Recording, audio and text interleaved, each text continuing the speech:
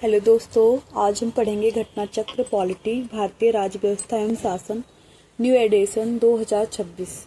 इसमें 1990 से जनवरी 2026 तक के प्रश्न पत्र शामिल है यूपीपीसीएस के, जो हमारा वनडे एग्जाम के लिए भी बहुत इम्पोर्टेंट है। आज हम पढ़ेंगे इसका।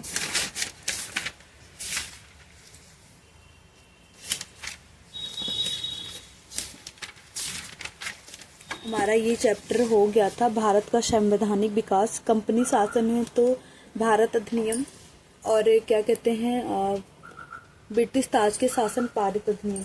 आज हमारा रहेगा संविधान सभा एवं संविधान निर्माण प्रक्रिया, क्योंकि हम इससे एम लक्ष्मीकांत बुक का भी पढ़ रहे हैं, तो हमारा बुक का भी कंप्लीट होने वाला है, थोड़ा सा बचा हुआ है।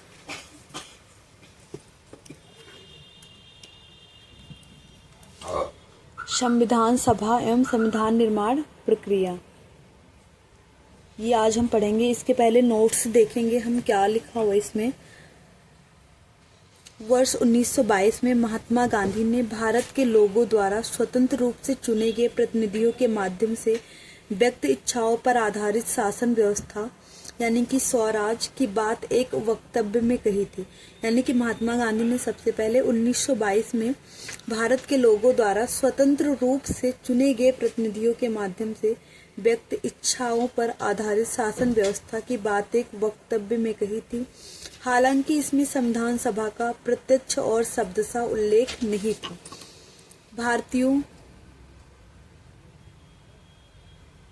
भारतीयों की ओर से संविधान सभा के लिए योजना और औपचारिक प्रस्ताव सर्वप्रथम भारतीयों की ओर से संविधान सभा के लिए योजना और औपचारिक प्रस्ताव सर्वप्रथम मई 1934 में रांची में स्वराज पार्टी ने रखा था।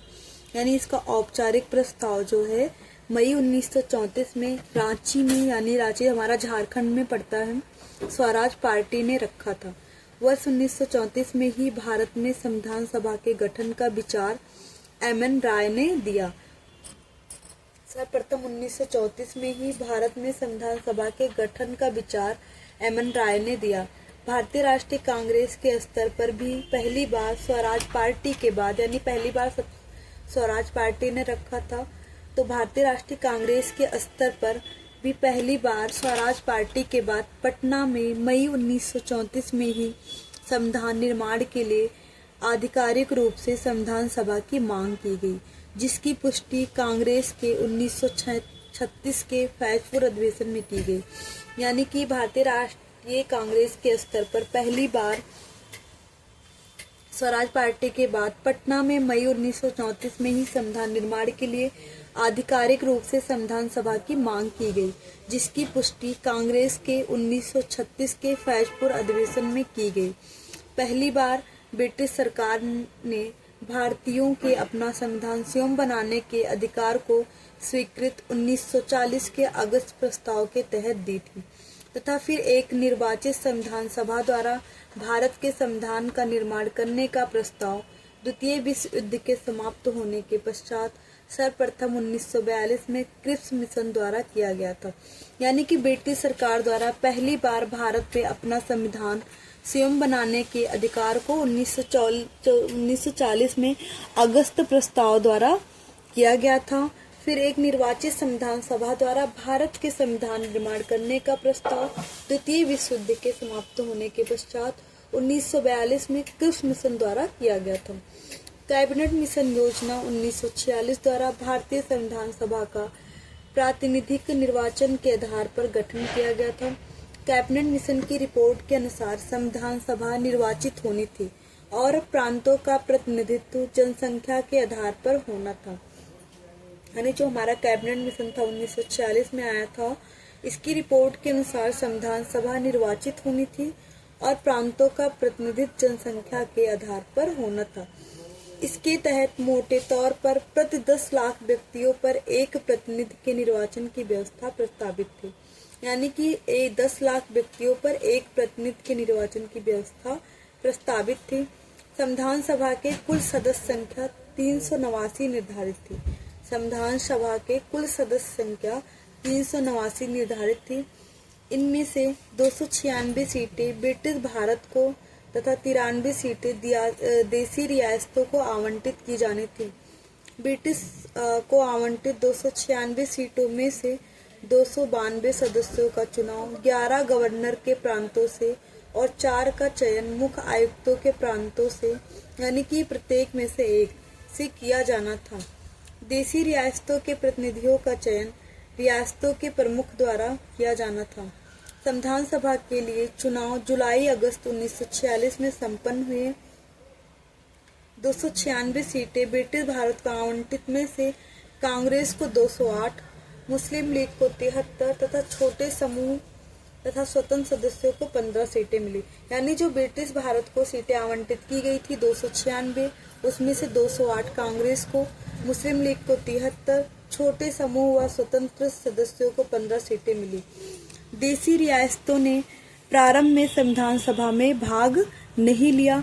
28 अप्रैल 1947 को प्रारंभ संविधान सभा के तृतीय अधिवेशन में इसमें भारतीय देसी रियासतों के प्रतिनिधि क्रमिक रूप से शामिल होना प्रारंभ हुई।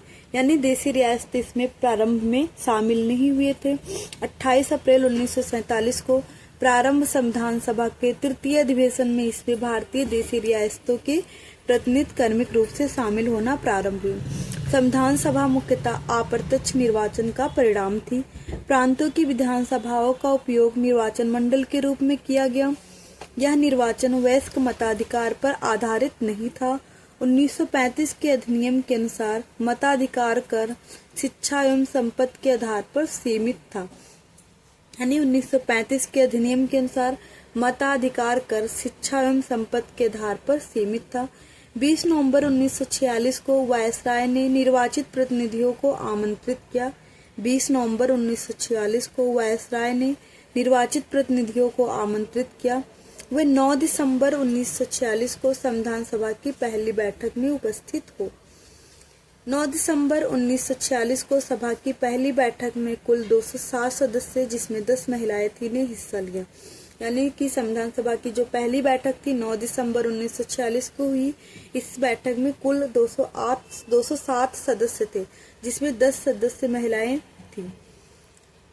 9 दिसंबर 1946 को संविधान सभा की प्रथम बैठक की अध्यक्षता अस्थायी अध्यक्ष डॉक्टर सच्चिदानंद सिन्हा ने की।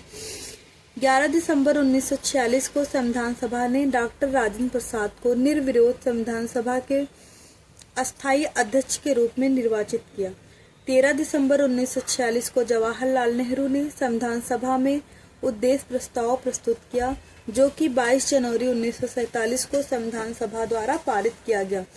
माउंटबेटन योजना 3 जून 1947 के तहत हुए विभाजन के परिणाम स्वरूप पाकिस्तान के लिए एक पृथक संविधान सभा का गठन किया गया तथा मूल संविधान सभा के सदस्यों की कुल संख्या घटकर 299 रह गई, जिसमें भारतीय प्रांतों के 232 प्रतिनिधि और भारतीय रियासतों के 70 प्रतिनिधि शामिल थे। भारतीय संविधान के निर्माण और उसके अंगीकृत होने तक में संविधान सभा को कुल 2 वर्ष 11 माह और 18 दिन का समय लगा था। ज्ञातव्य है कि लोकसभा और राज्यसभा की वेबसाइट पर इस संदर्भ में 2 वर्ष 11 माह और 17 दिन का समय मिलता है। वैसे हमारा जो मान्य रूप है 2 वर्ष 11 माह और 18 दिन, जिसका कारण संभवतः संविधान सभा द्वारा अंगीकृत किए जाने के दिन को संविधान के निर्माण की अवधि में शामिल न किया जाना है। इसके लिए कुल 11 अधिवेशन, कुल अवधि 165 दिन, यानी टोटल 11 अधिवेशन हुए और कुल दिन जो है 165 दिन हुए थे, जिसमें 114 दिन संविधान के प्रारूप पर विचार किया गया था। टोटल 165 दिन थे, जिसमें 114 दिन संविधान के प्रारूप पर विचार किया गया था। 11वें अधिवेशन के अंतिम दिन, यानी जो 11वां अधिवेशन था हमारा, 26 नवंबर 1949 को संविधान को अंगीकृत किया गया था। यानी कि 26 नवंबर 1949 को संविधान को अंगीकृत किया गया था, जो कि 11वां अधिवेशन था। इन 11 अधिवेशनों के अतिरिक्त संविधान सभा पुनः 24 जनवरी 1950 को समवेत हुई, जब सदस्यों द्वारा भारत के संविधान पर हस्ताक्षर 284 सदस्यों द्वारा किए गए थे।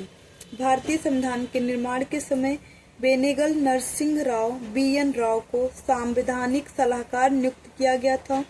26 नवंबर 1949 को भारत के लोगों द्वारा संविधान को अंगीकृत, अधिनियमित और आत्मर्पित किया गया था।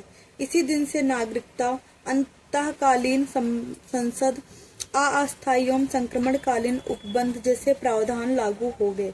शेष संविधान पूर्ण रूप से 26 जनवरी 1950 को लागू हुआ। यानी कि 11वें अधिवेशन के दिन 26 नवंबर 1949 को संविधान को अंगीकृत, अधिनियमित और आत्मर्पित किया गया था। और इसकी पुनः जो बैठक हुई थी 24 जनवरी 1950 को, क्योंकि इसमें इस टाइम 284 सदस्यों ने इसमें हस्ताक्षर किए थे। बेनेगल नरसिंह राव को संवैधानिक सलाहकार नियुक्त किया गया था। और हमारा 26 जनवरी 1900 जो संविधान जो है, शेष संविधान पूर्ण रूप से 26 जनवरी 1950 को लागू हुआ। भारतीय संविधान सभा में कुल महिला सदस्यों की संख्या 15 थी। उनके नाम इस प्रकार है, क्योंकि ये हमारे क्वेश्चंस में पूछे जाते हैं कि वो 11 महिलाएं कौन सी थी। नाम दे दिए जाएंगे ऑप्शन में, 3 का और 1 का नहीं दिया जाएगा। उसमें पूछेगा कौन सी हमारे संविधान सभा में महिलाएं नहीं थी, या ये पूछे जाते हैं। उनके महिलाओं के नाम हम इस प्रकार देखेंगे। विजय लक्ष्मी पंडित, पहली महिला जो थी विजय लक्ष्मी पंडित, राजकुमारी अमृत कौर, सरोजनी नायडू, सुचेता कृपलानी, पूर्णिमा बनर्जी, लीला राय, जी दुर्गाबाई, हंसा मेहता, कमला चौधरी, रेणुका रे, मालती चौधरी, दक्षायनी, बेलायुधन, बेगम एजाज रसूल, एनी मस्क्रीनी तथा अम्मू स्वामीनाथन। विजय लक्ष्मी पंडित, राजकुमारी अमृत कौर, सरोजनी नायडू, सुचेता कृपलानी, पूर्णिमा बनर्जी, लीला राय, जी दुर्गाबाई, हंसा मेहता, कमला चौधरी, रेणुका रे, मालती चौधरी, दक्षायनी, बेलायुधन, बेगम एजाज रसूल, एनी मस्करीनी तथा अम्मू स्वामीनाथन। 2 सितंबर 1946 को अंतरिम सरकार का गठन किया गया। 2 सितंबर 1946 को अंतरिम सरकार का गठन किया गया।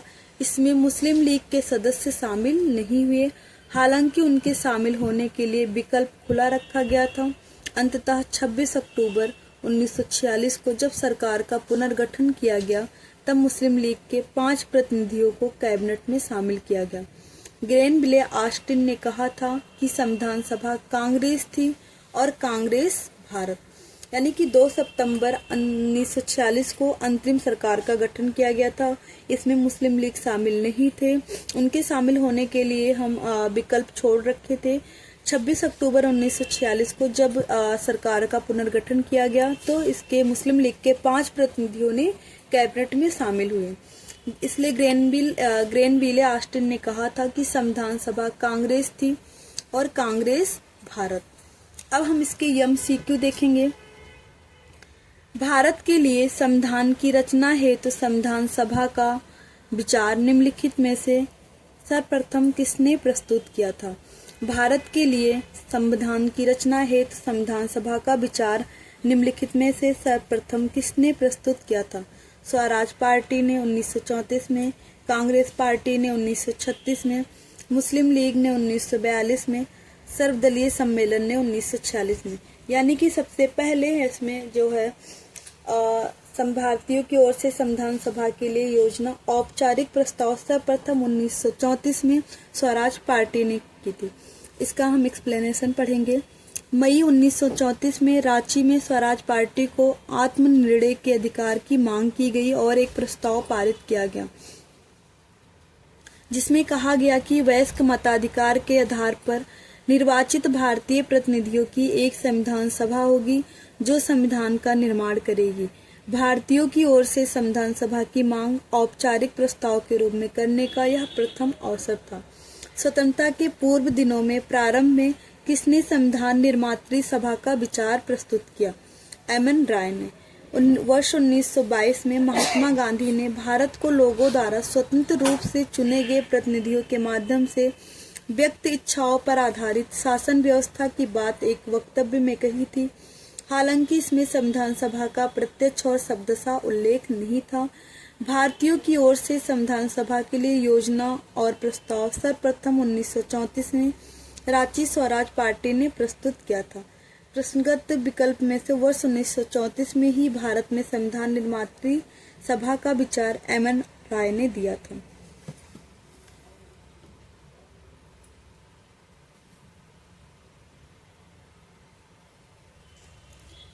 किसने कहा था संविधान सभा अकेले ही देश के लिए एक स्वदेशी संविधान का निर्माण कर सकती है? किसने कहा था संविधान सभा अकेले ही देश के लिए एक स्वदेशी संविधान का निर्माण कर सकती है तथा सही मायने में और पूरी तरह से लोगों की इच्छा का प्रतिनिधित्व कर सकती है? महात्मा गांधी ने कहा था। महात्मा गांधी ने कहा था वर्ष 1939 में हरिजन पत्रिका में लिखे एक लेख द ओनली वे में कहा था। महात्मा गांधी ने वर्ष 1939 में हरिजन पत्रिका में लिखे एक लेख द ओनली वे में कहा था संविधान सभा अकेले ही देश के लिए एक स्वदेशी संविधान का निर्माण कर सकती है तथा सही मायने में और पूरी तरह से लोगों की इच्छा का प्रतिनिधित्व भी कर सकती है। एक निर्वाचित संविधान सभा द्वारा भारत के संविधान का निर्माण करने का प्रस्ताव किया गया था। एक निर्वाचित संविधान सभा द्वारा भारत के संविधान का निर्माण करने का प्रस्ताव किया गया था साइमन कमीशन द्वारा, भारत सरकार अधिनियम 1935 द्वारा, क्रिप्स मिशन द्वारा, ब्रिटिश कैबिनेट डेलीगेशन द्वारा। इसका ऑप्शन सी रहेगा क्रिप्स मिशन 1942 के द्वारा। पहली बार ब्रिटिश सरकार ने भारतीयों के अपना संविधान स्वयं बनाने के अधिकृत को स्वीकृत 1940 के अगस्त प्रस्ताव के तहत दी थी तथा फिर एक निर्वाचित संविधान सभा द्वारा भारत के संविधान का निर्माण करने यानी द्वितीय विश्व युद्ध के समाप्त होने के पश्चात का प्रस्ताव सर्वप्रथम क्रिप्स मिशन 1942 द्वारा किया गया था। क्रिप्स मिशन के प्रस्ताव के संदर्भ में निम्नलिखित कथनों पर विचार कीजिए। संविधान सभा में प्रांतीय विधानसभाओं और साथ ही भारतीय रियासतों द्वारा नामित सदस्य होंगे। नया संविधान स्वीकार करने के लिए जो भी प्रांत तैयार नहीं होगा उसे यह अधिकार होगा कि अपनी भावी स्थिति के बारे में ब्रिटेन के साथ अलग संधि पर हस्ताक्षर करें। तो इसका ऑप्शन 2 है, केवल 2 सही हैं। मार्च 1942 में भारतीय नेताओं से वार्ता के लिए ब्रिटिश सरकार ने स्टेफोर्ड क्रिप्स के नेतृत्व में एक मिशन भारत भेजा। यानी कि ब्रिटिश सरकार ने स्टेफोर्ड क्रिप्स के नेतृत्व में एक मिशन भारत भेजा जिसे क्रिप्स मिशन कहा गया। उसके प्रस्ताव में शामिल थे युद्ध की समाप्ति पर संविधान का निर्माण करने के लिए एक संविधान सभा का गठन किया जाएगा। दूसरा था इसका संविधान सभा में प्रांतीय विधानसभाओं द्वारा निर्वाचित सदस्य तथा भारतीय रियासतों द्वारा नामित सदस्य शामिल होंगे। भारत को डोमिनियन दर्जा दिया जाएगा। यदि कोई प्रांत नया संविधान स्वीकार करने के लिए तैयार न हो तो वह अपना अलग संघ और पृथक संविधान बना सकेगा तथा उसे यह अधिकार होगा कि वह अपनी भावी स्थिति के बारे में ब्रिटिश सरकार के साथ अलग संधि पर हस्ताक्षर करे। इसलिए हमारा कथन 1 गलत होगा और 2 सही होगा। इन व्यक्तियों में से कौन कैबिनेट मिशन का सदस्य नहीं था?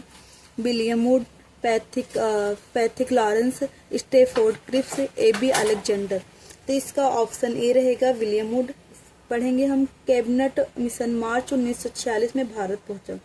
कैबिनेट मिशन मार्च 1946 में भारत पहुंचा। इस मिशन के सदस्य स्टेफोर्ड क्रिप्स ब्रिटिश सरकार के निकाय बोर्ड ऑफ ट्रेड के अध्यक्ष, पैथिक लॉरेंस भारत सचिव और ए.बी. अलेक्जेंडर ब्रिटिश नौसेना मंत्री थे। यानी इस मिशन के जो सदस्य थे स्टेफोर्ड क्रिप्स जो थे वो ब्रिटिश सरकार के निकाय बोर्ड ऑफ ट्रेड के अध्यक्ष थे Stafford Cripps, Pethick Lawrence Bharat सचिव थे और ए.बी. अलेक्जेंडर ब्रिटिश नौसेना मंत्री थे। कैबिनेट मिशन योजना के अंतर्गत संविधान निर्मात्री परिषद में प्रत्येक प्रांत को आवंटित सदस्य संख्या निर्धारित करने के लिए एक प्रतिनिधि कितनी जनसंख्या के अनुपात में था? ये हमने पढ़ा है कि 10 लाख। कैबिनेट मिशन वर्ष 1946 में भारत आया जिसमें अपनी रिपोर्ट में संविधान सभा के गठन का एक सूत्र प्रस्तुत किया था जिसके आधार पर संविधान सभा निर्वाचित होनी थी और प्रांतों का प्रतिनिधित्व जनसंख्या के आधार पर होना था। इसके तहत मोटे तौर पर प्रति सदस्य 10 लाख व्यक्तियों के ऊपर एक प्रतिनिधि के निर्वाचन की व्यवस्था प्रस्तावित थी। भारतीय संविधान सभा का गठन किया गया था। भारत सरकार अधिनियम 1935 के तहत, क्रिप्स योजना 1942 के तहत, कैबिनेट मिशन योजना 1946 के तहत। भारतीय संविधान सभा का प्रतिनिधिक निर्वाचन के आधार पर गठन कैबिनेट मिशन योजना 1946 के अंतर्गत किया गया था। संविधान सभा का निर्माण किस योजना के तहत किया गया था? क्रिप्स मिशन योजना, कैबिनेट मिशन योजना, साइमन कमीशन, इनमें से कोई नहीं। अभी हमने पढ़ा है कि संविधान सभा का निर्माण कैबिनेट मिशन योजना के तहत की गई थी। 1946 में निर्मित अंतरिम सरकार में कार्यपालिका परिषद के उप सभापति थे जवाहरलाल नेहरू। 24 अगस्त 1946 को अंतरिम सरकार की घोषणा इस व्यवस्था के साथ की गई कि अंतरिम सरकार 2 सितंबर 1946 को कार्यभार संभालेगी। यानी अंतरिम सरकार की घोषणा जो है 24 अगस्त 1946 को की गई थी और की गई कि अंतरिम सरकार 2 सितंबर 1946 को कार्यभार संभालेगी। वायसराय में कार्यपालिका परिषद का पदेन अध्यक्ष था तथा जवाहरलाल नेहरू को उपाध्यक्ष या उपसभापति बनाया गया।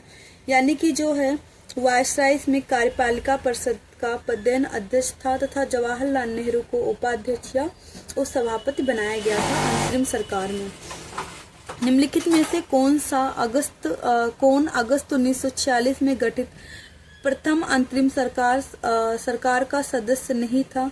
सी Rajagopalachari, doctor Rajendra Prasad, Jagjivan Ram, doctor S Radhakrishnan. तो हमारा ऑप्शन सी है डॉक्टर एस राधाकृष्णन।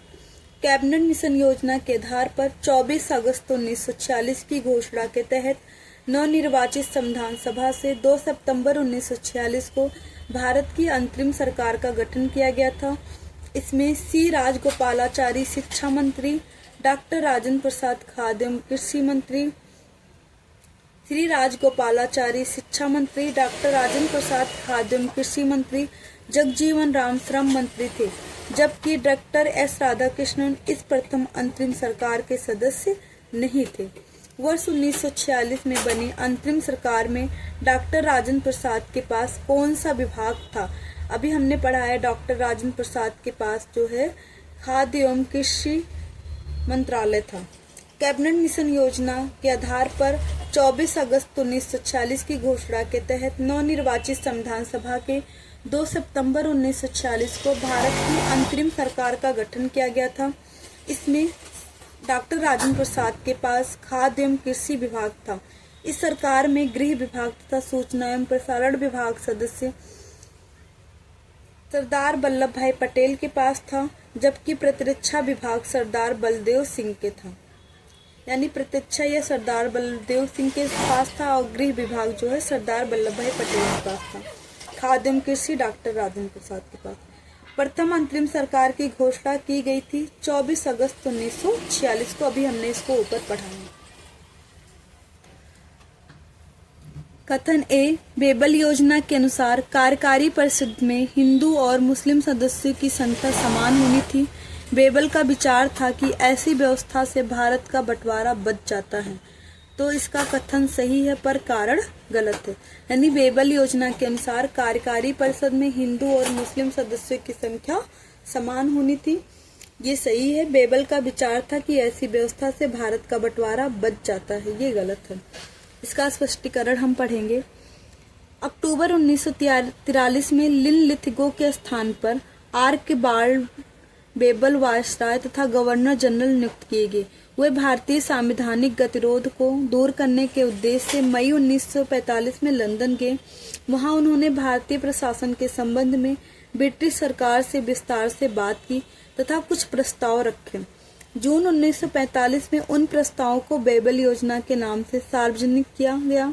बेबल योजना के प्रस्ताव में कार्यकारी परिषद में मुसलमान सदस्यों की संख्या हिंदुओं के बराबर होना, परिषद में वायसराय तथा कमांडर इन चीफ को छोड़कर सभी सदस्यों का भारतीय होना, शीघ्र ही शिमला में एक सम्मेलन का बुलाया जाना तथा युद्ध समाप्ति के पश्चात भारतीयों के द्वारा खुद का संविधान बनाया जाना इत्यादि प्रावधान शामिल थे। बेबल योजना का उद्देश्य राजनीतिक गतिरोध दूर करना, भारत को पूर्ण स्वशासन की दिशा में आगे बढ़ाना और संवैधानिक गतिरोध दूर करना था। इसका उद्देश्य कहीं से भी हिंदू मुस्लिम एकता को दृढ़ करना नहीं था, जिससे भारत का विभाजन रुक सके। अतः कथन सत्य है पर कारण गलत है। क्वेश्चन नंबर 15 हमारा है, निम्नलिखित में से कौन से कथन संविधान सभा के विषय में सत्य है? वह वयस्क मताधिकार पर आधारित थी। वह प्रत्यक्ष निर्वाचन का परिणाम थी, ये सही है। वह बहुदलीय निकाय थी, ये भी गलत है। उसने अनेक समितियों के माध्यम से कार्य किया, ये सही है। यानी कि ऑप्शन हमारा थर्ड और फोर्थ जो है, थर्ड और फोर्थ सही है। थर्ड सही है, वह प्रत्यक्ष निर्वाचन का परिणाम था, ये गलत है। वयस्क मताधिकार पर आधारित थी, ये गलत है।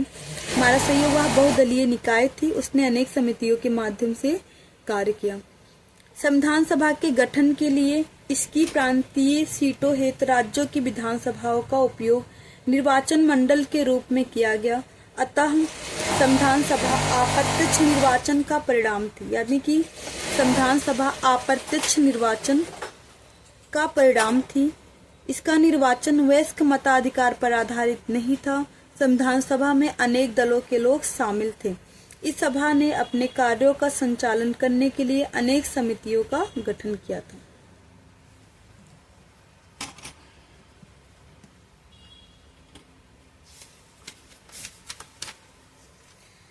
भारतीय संविधान सभा के संबंध में निम्नलिखित में से कौन सा कथन सही है? यह वयस्क मताधिकार पर आधारित नहीं था, ये सही है। यह प्रत्यक्ष निर्वाचन का परिणाम था, ये गलत है। यह बहुदलीय संरचना नहीं थी, गलत है, क्योंकि यह बहुदलीय संरचना थी। यह कई समितियों के माध्यम से कार्यरत थी, ये सही, यानी कि हमारा ऑप्शन ए और डी सही है। निम्नलिखित में से संविधान सभा के बारे में गलत कथन कौन सा है? इसने बड़ी संख्या में समितियों की मदद से काम किया, उनमें से प्रारूप समिति सबसे महत्वपूर्ण थी, ये सही है। अल्पसंख्यक समुदाय जैसे ईसाई, एंग्लो इंडियन और पारसियों को सभी में पर्याप्त प्रतिनिधित्व दिया गया, सही है। इसका निर्वाचन सार्वभौम वयस्क मताधिकार पे किया गया, गलत है। इसकी चुनाव प्रक्रिया 1935 के अधिनियम के 6वीं अनुसूची पर आधारित थी। कर, संपत्ति और शैक्षणिक योग्यता के कारण मताधिकार सीमित था, सही है। संविधान सभा के प्रांतीय सीटों के लिए सदस्यों का निर्वाचन प्रांतीय विधानसभा के सदस्यों द्वारा अप्रत्यक्ष निर्वाचन के आधार पर हुआ था, न कि सार्वभौम वयस्क मताधिकार के आधार पर प्रत्यक्ष निर्वाचन द्वारा।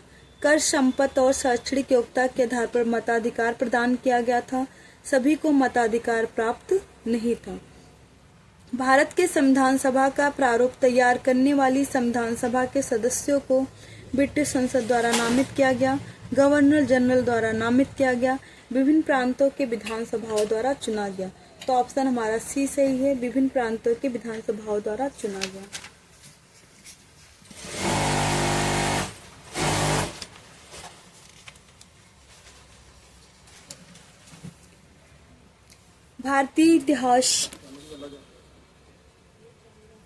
भारतीय इतिहास के संदर्भ में प्रांतों से संविधान सभा के सदस्य उन प्रांतों के लोगों द्वारा सीधे निर्वाचित हुए थे, गलत है। भारतीय राष्ट्रीय कांग्रेस तथा मुस्लिम लीग द्वारा नामित हुए थे, गलत है। प्रांतीय विधानसभाओं द्वारा निर्वाचित हुए थे, ये सही है। संविधान सभा में सदस्यों का चुनाव कैसे हुआ था? सीधे जनता द्वारा, भारतीय राष्ट्रीय कांग्रेस के नामांकन द्वारा, भारतीय राज्यों के शासकों से नामांकन द्वारा, प्रांतीय सभाओं द्वारा। तो हमारा ये हुआ था प्रांतीय सभाओं द्वारा। डॉक्टर राजेंद्र प्रसाद को कार्यभार संभालने से पहले संविधान सभा के अस्थायी सभापति कौन थे? तो डॉक्टर सच्चिदानंद सिन्हा थे। भारत की संविधान सभा की डॉक्टर राजेंद्र प्रसाद के कार्यभार संभालने से पहले संविधान सभा के अस्थायी सभापति कौन थे? डॉक्टर सच्चिदानंद सिन्हा। भारत की संविधान सभा की पहली बैठक 9 दिसंबर 1946 को हुई थी। इस बैठक में संविधान सभा के सबसे वरिष्ठ सदस्य डॉक्टर सच्चिदानंद सिन्हा को संविधान सभा का अस्थायी सभापति या अंतरिम अध्यक्ष चुना गया था। उन्होंने संविधान सभा के अस्थायी सभापति के रूप में डॉक्टर राजेंद्र प्रसाद के 11 दिसंबर 1946 को संविधान सभा का अध्यक्ष चुने जाने और कार्यभार संभालने तक का कार्य किया। क्वेश्चन नंबर हम 22 पढ़ेंगे। इसमें संविधान सभा के चुने हुए अस्थायी अध्यक्ष कौन थे? तो ये थे डॉक्टर राजेंद्र प्रसाद। 9 दिसंबर 1946 को संविधान सभा की प्रथम बैठक की अध्यक्षता अस्थायी डॉक्टर सच्चिदानंद सिन्हा ने की थी। 11 दिसंबर 1946 को संविधान सभा ने डॉक्टर राजेंद्र प्रसाद को निर्विरोध संविधान सभा के अस्थायी अध्यक्ष के रूप में निर्वाचित किया गया। संविधान सभा की प्रथम बैठक की अध्यक्षता किसने की थी? Doctor Rajendra Prasad, doctor Bhimrao Ambedkar, doctor सच्चिदानंद सिन्हा, मौलाना अबुल कलाम आजाद। पूछा गया है संविधान सभा की प्रथम बैठक की अध्यक्षता किसने की थी? तो ये था हमारा डॉक्टर सच्चिदानंद सिन्हा।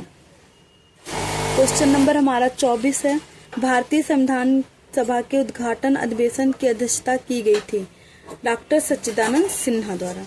डॉक्टर राजेंद्र प्रसाद को संविधान सभा का सभापति चुना गया था, यानी कि डॉक्टर राजेंद्र प्रसाद को संविधान सभा का सभापति कब चुना गया था? तो ये था हमारा 11 दिसंबर 1946 को, यानी कि दिसंबर 1946 को, 11 दिसंबर 1946 को। आज तक का हमारा 25 क्वेश्चन हो गया, इतने तक रखेंगे। धन्यवाद क्लास।